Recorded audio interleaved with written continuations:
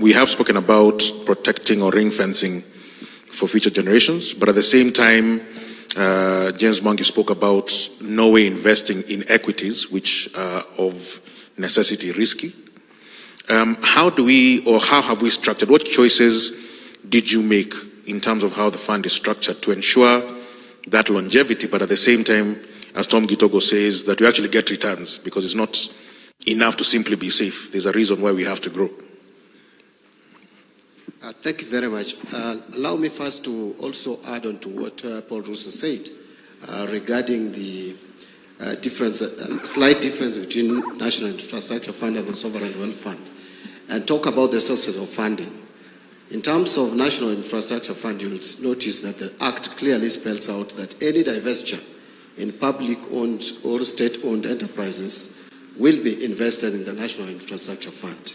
Yet the Sovereign Wealth Fund is now focusing more on revenue proceeds that are derived from our natural resources, more particularly the minerals and also the petroleum. So that is another distinction besides that. But let me now address the question that you have just put across to me regarding how the fund is structured and in terms of investment. And just to pick from what Toko has said, that actually the fund allows for not just investment locally in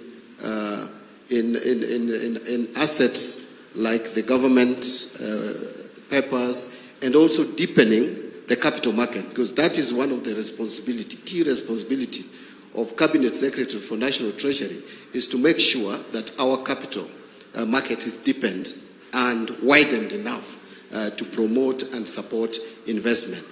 The Act also allows investments in convertible currencies. So long as what you are investing in, even if it is an international bond, it must be an investment in a bond that would allow for convertible currency. So there is that latitude for the board to look at the international market and see where there could be high value for the investment, but it must be in convertible currencies. But there is also provision of proper oversight.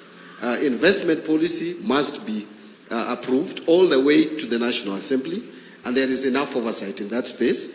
The Cabinet Secretary must, in consultation with the Cabinet, meaning that the Cabinet must approve. So it has enough guardrails to ensure that the funds are well protected. But looking at the three funds, you will also notice there's some slight differences there. That the second component, which is the strategic infrastructure component, allows you latitude, like the National Infrastructure Fund, to come in and again invest in our public infrastructure projects, which help in de-risking these assets for partnership or blending of capital with the private sector. And then when now you come to the generation or the future generation component, they are the guardrails that the Act provides. And those are found in the schedules, the Schedule 1 and the Schedule 2 to the Act. Thank you very much.